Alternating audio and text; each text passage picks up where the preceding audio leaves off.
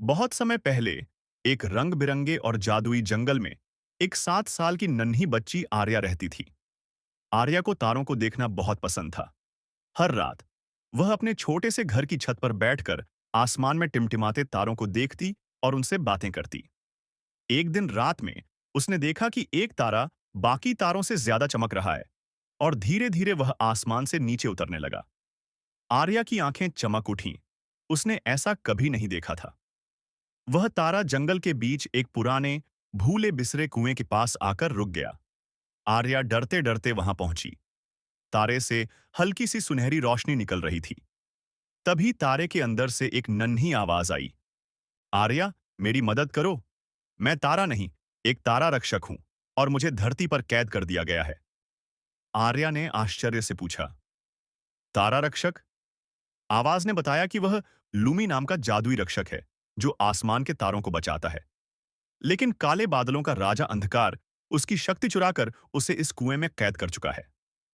आर्या ने तुरंत मदद करने का वादा किया।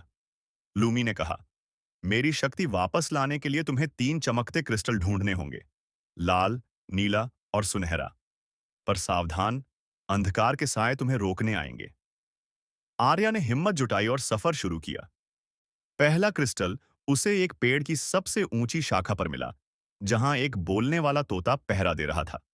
तोते ने कहा, अगर तुम सच बोलोगी तभी मैं तुम्हें यह क्रिस्टल दूंगा। आर्या ने ईमानदारी से अपनी यात्रा और वजह बताई। तोते ने खुशी से क्रिस्टल दे दिया। दूसरा क्रिस्टल एक झरने के पीछे था, लेकिन रास्ते में अंधकार के साए आ गए।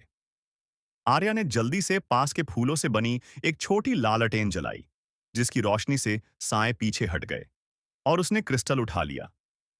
तीसरा और आखिरी सुनहरा क्रिस्टल उसी अंधकार राजा के किले में था। वहां पहुंचकर उसने देखा कि राजा सो रहा है। आर्या ने धीरे धीरे क्रिस्टल उठाया, लेकिन राजा जाग गया। वह डर से कांप रही थी। तभी तीनों क्रिस्टल चमकने लगे और उनकी रोशनी ने अंधकार को पीछे धकेल दिया। आर्या ने तीनों क्रिस्टल लुमी को दिए। लुमी तुरंत अपनी पूरी ताकत में आ गया और आसमान में उड़ गया। फिर उसने मुस्कुराकर कहा, आर्या, तुम्हारे कारण आज तारों की रोशनी हमेशा के लिए सुरक्षित हो गई है। उस रात आसमान पहले से ज्यादा चमक रहा था और आर्या को पता था, जब भी वह तारे देखेगी, उनमें से एक तारा उसे देखकर मुस्कुरा रहा होगा।